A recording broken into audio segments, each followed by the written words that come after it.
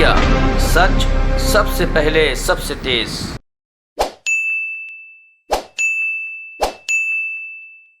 मित्रों नमस्कार। अपने बीच भारतीय जनता पार्टी के माननीय राष्ट्रीय प्रवक्ता डॉक्टर संबित पात्रा जी आपको संबोधित करेंगे। मेरा विनम्र निवेदन है माननीय संबित जी से कि आपको संबोधित करें। संजय जी धन्यवाद। आप सभी आज यहाँ एक शॉर्ट नोटिस पे आए हैं, उसके लिए बहुत बहुत धन्यवाद। आज आदरणीय अरुण जेटली जी का भी पुण्यतिथि है। उस अवसर पर अरुण जेटली जी को कोटि कोटि नमन। बंधुओं, आज एक बहुत ही गंभीर विषय पर भारतीय जनता पार्टी अपने वक्तव्य को रख रही है। आप सभी ने देखा होगा, कुछ एक घंटे पहले भारतीय जनता पार्टी के यशस्वी राष्ट्रीय अध्यक्ष आदरणीय जेपी नड्डा जी ने 2 ट्वीट किया है। आपके स्मृति पटल को रिफ्रेश करने के लिए मैं वो 2 ट्वीट अंग्रेजी में पुनः पढ़ देता हूं, उसके बाद उस विषय पर चर्चा करेंगे। जेपी नड्डा जी ने ट्वीट किया है, recent comments by Punjab Congress leaders who enjoy the patronage of the topmost state leadership as well as the high command in Delhi are reprehensible. They are repeatedly making irresponsible statements that have grave implications on national security. और दूसरे tweet में माननीय अध्यक्ष जी कहते हैं, I would urge the topmost national leadership of the Congress to state clearly whether they support the remarks on Kashmir and Pakistan made by Congress leaders in Punjab. Silence on the matter will be seen as implicit support to such objectionable remarks. मित्रों, आप सभी जानते हैं कि किस प्रकार से पंजाब में कांग्रेस पार्टी में फूट पड़ी हुई है और किस प्रकार से वहां आंतरिक राजनीति हो रही है। वह उनका व्यक्तिगत विषय है, उसमें हमें कोई आपत्ति नहीं है। मगर दुख इस बात का है कि राष्ट्रीय सुरक्षा को लेकर, नेशनल सिक्योरिटी को लेकर जिस प्रकार से कांग्रेस पार्टी और कांग्रेस पार्टी के बड़े नेता समय समय पर खिलवाड़ करते हैं, यह काफी चिंता का विषय है। जो 2 कमेंट आए हैं परसों नवजोत सिंह सिद्धू के एडवाइजर्स द्वारा, वह बहुत ही चिंताजनक है। नवजोत सिंह सिद्धू कांग्रेस के नवनिर्वाचित प्रदेश कांग्रेस अध्यक्ष हैं और उनके 2 एडवाइजर्स, एक डॉक्टर प्यारेलाल गर्ग और दूसरे मालविंदर सिंह माली, इन दोनों ने बहुत ही विवादित बयान दिया है। उस बयान को लेकर मैं आपके सामने आया हूं, जिसके विषय में राष्ट्रीय अध्यक्ष माननीय जगत प्रकाश नड्डा जी ने भी अपने ट्वीट में कहा है।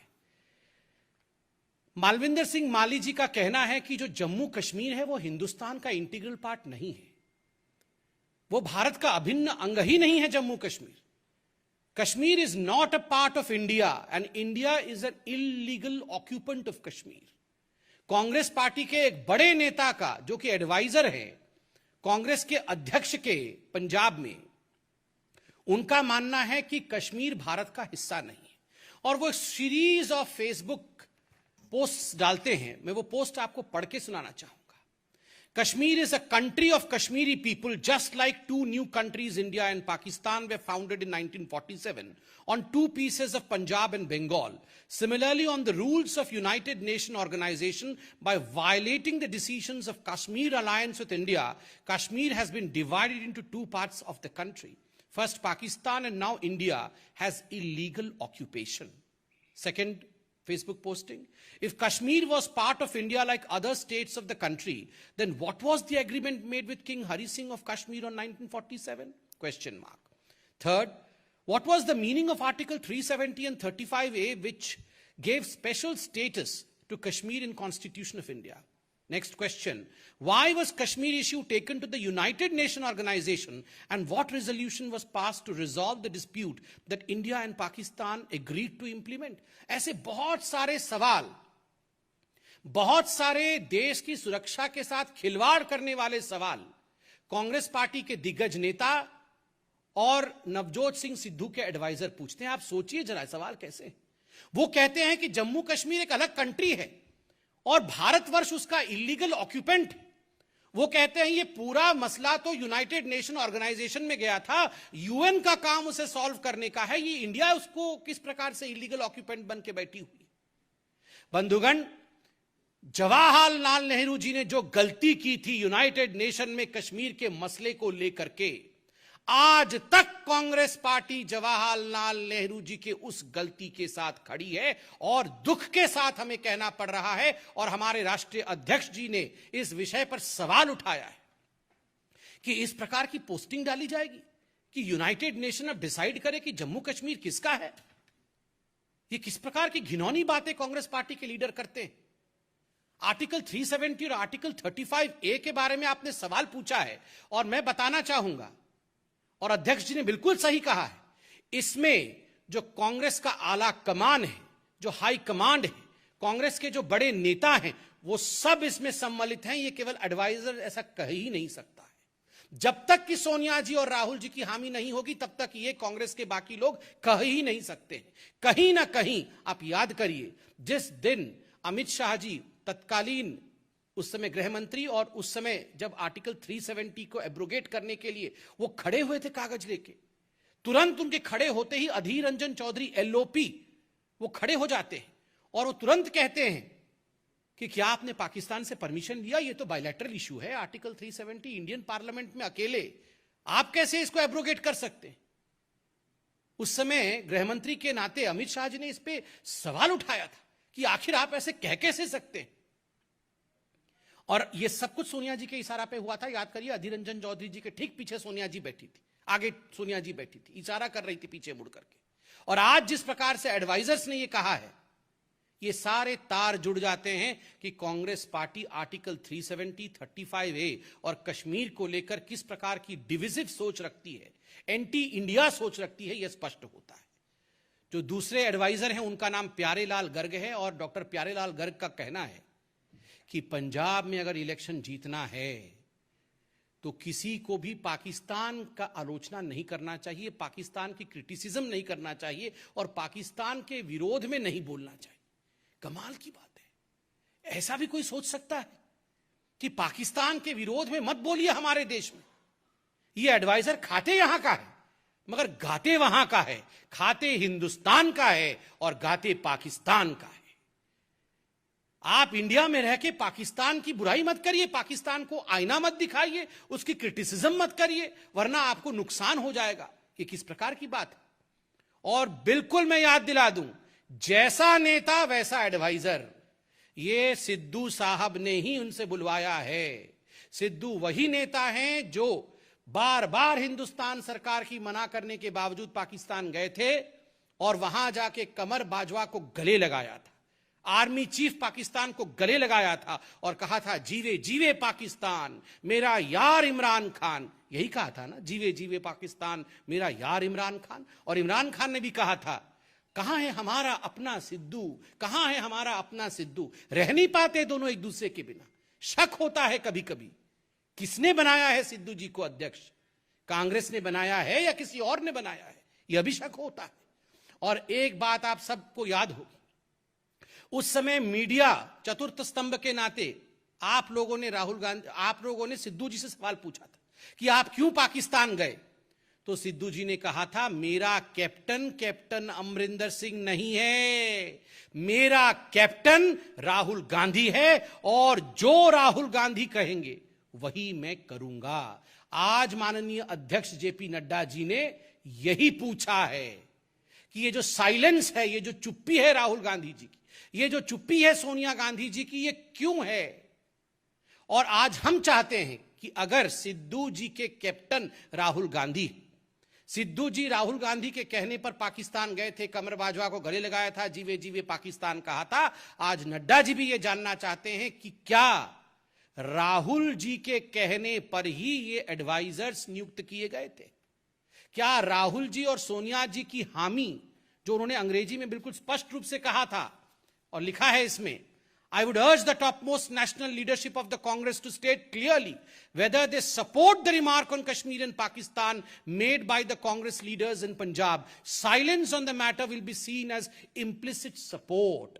अगर चुप रहेंगे, राहुल जी और सोनिया जी जवाब नहीं देंगे तो इसको सपोर्ट माना जाएगा।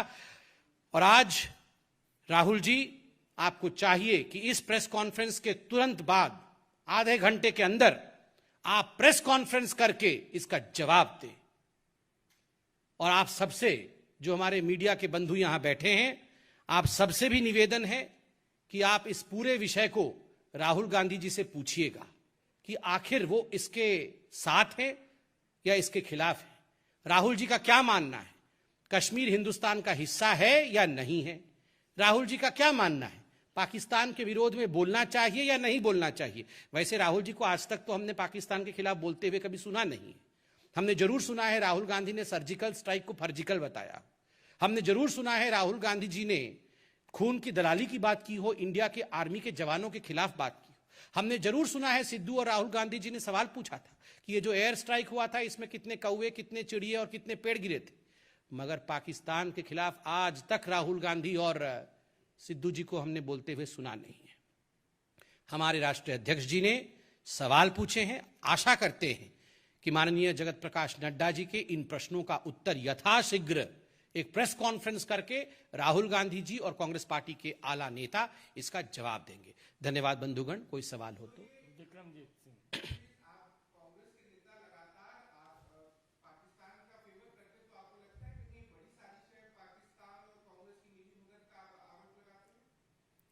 देखिए, once a mistake can be a mistake, twice a mistake may be a coincidence, but a repeated mistake is always a conspiracy, never a coincidence.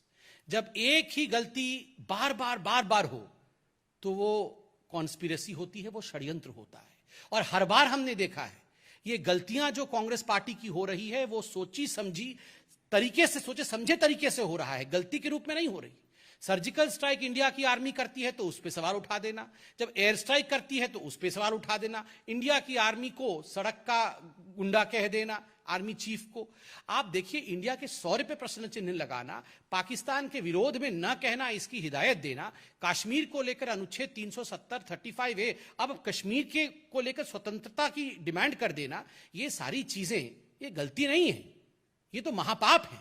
और केवल पाकिस्तान ही नहीं, चाइना में जाके MOU करना, पाकिस्तान के लिए इस प्रकार के बयान देना, ये बहुत बड़ा षड्यंत्र है, बहुत ही बड़ा षड्यंत्र है। विनीत, TV 18।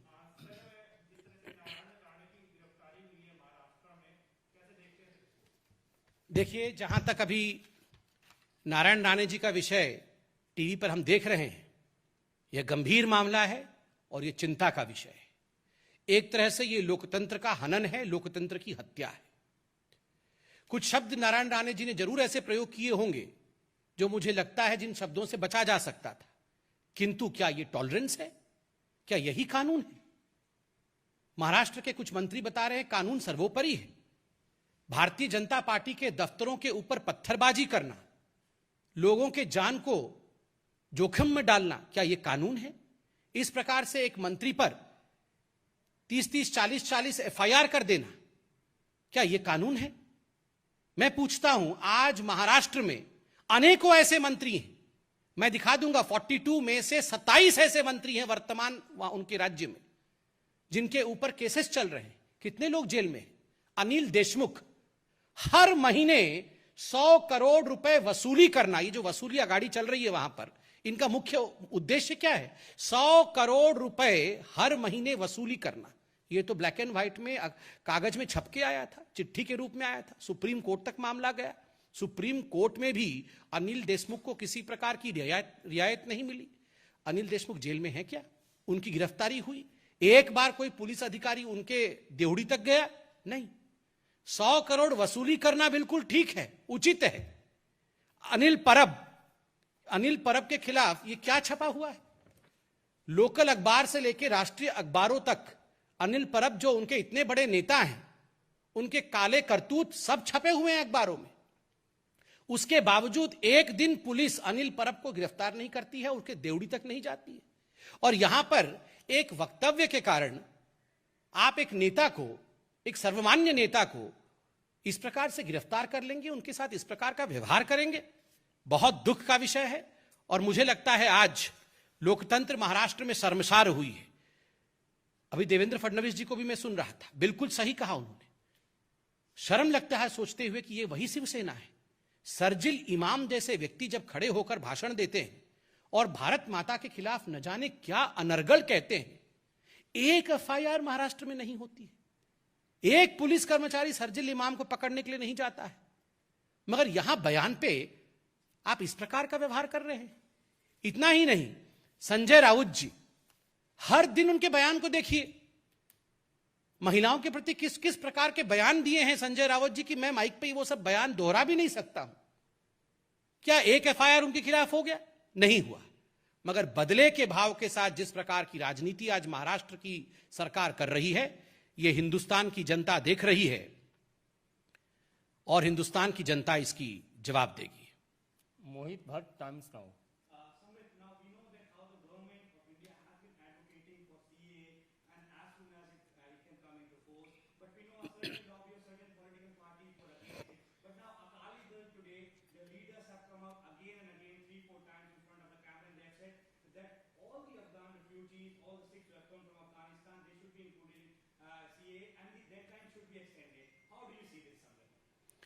देखिए, आज सुबह जब हमने टेलीविजन ऑन किया तो हम सब के लिए एक सुखद दृश्य देखने को मिला। वाहेगुरु जी इस देश को, इस देश की जनता को सदैव सुखी रखे, यही हमारी प्रार्थना है। मगर जो सुखद दृश्य था, जो मन भावन दृश्य था, जो बहुत ही इमोशनल दृश्य था, वो हमारे मंत्री आदरणीय हरदीप पुरी जी, दुष्यंत गौतम जी, आरपी सिंह जी, जिस प्रकार से उन्होंने गुरु ग्रंथ साहिब को सिरोद्धार्य करके वो आ रहे थे, वो देख करके पूरा देश गदगद हो गया है। देखिए, आज जो लोग सीएए पे सवाल उठा रहे थे, जो लोग मोदी जी पे सवाल उठा रहे थे और जो लोग झूठ बोल रहे थे, भ्रम फैलाने की राजनीति कर रहे थे, आज वो जान चुके हैं कि उनके भ्रम के ऊपर पानी फिर गया है। आज वो जान चुके हैं कि उनकी मिथ्या नहीं चली। They have been caught today, they have been caught red handed today. आज हिंदुस्तान ने जिस प्रकार से हमारे सिख भाइयों को अपने आहोश में लिया है, उनसे गले लगाया है उन्हें, यह बहुत बड़ी बात है, यह मानवता की जीत है। जैसे अफगानिस्तान से हमारे बंधु आ रहे हैं और उनको जिस प्रकार से हिंदुस्तान शरण दे रहा है, यह अपने आप में बहुत बड़ी बात है। और मुझे लगता है जिन लोगों ने सीएए के नाम पे हिंदुस्तान में लोगों को भड़काने की कोशिश की, आज उन्हें शर्मसार होना चाहिए। They should be ashamed of whatever they have done. They had tried to instigate the people of the country, but we are all aware and awake today. TV9 Amod राय।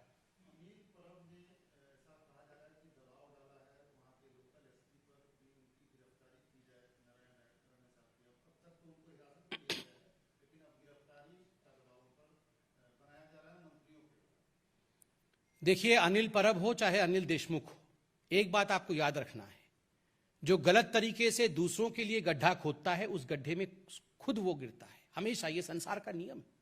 ये वही अनिल परब है। अभी मैंने आपको आर्टिकल दिखाया, अनिल परब जी के खिलाफ उन्हीं के विभाग के लोगों ने कंप्लेंट किया है कि किस प्रकार वसूली चल रही है, किस प्रकार घोटाला उनके विभाग में चला है। क्या उनके खिलाफ अभी तक राज्य की सरकार ने कोई कार्यवाही की है? क्या उनको अभी तक गिरफ्तार किया गया है? किया नहीं गया है तो हम जानना चाहेंगे क्यों नहीं किया गया है। हम यह भी जानना चाहेंगे, अनिल देशमुख जो तत्कालीन गृह मंत्री रह चुके हैं और उनके गृह मंत्री रहते हुए किस प्रकार का वसूली गेट चल रहा था महाराष्ट्र में, ये हम सब जानते हैं। ये अखबारों के माध्यम से आप सब ने हमें जागरूक भी किया। उसके बावजूद यही महाराष्ट्र सरकार सुप्रीम कोर्ट तक जा रही है उनको बचाने के लिए, उनको रिहा करवाने के लिए, और अभी तक उनकी गिरफ्तारी तक नहीं हो पा रही है। क्यों? क्या मजबूरी है महाराष्ट्र की सरकार की कि आप उन लोगों को बचा रहे हैं जिन्होंने गलतियां की है और कहीं ना कहीं दूसरों को गिरफ्तार करके अपने चेहरे को बचाने की कोशिश कर रहे हैं। विनीत, TV18।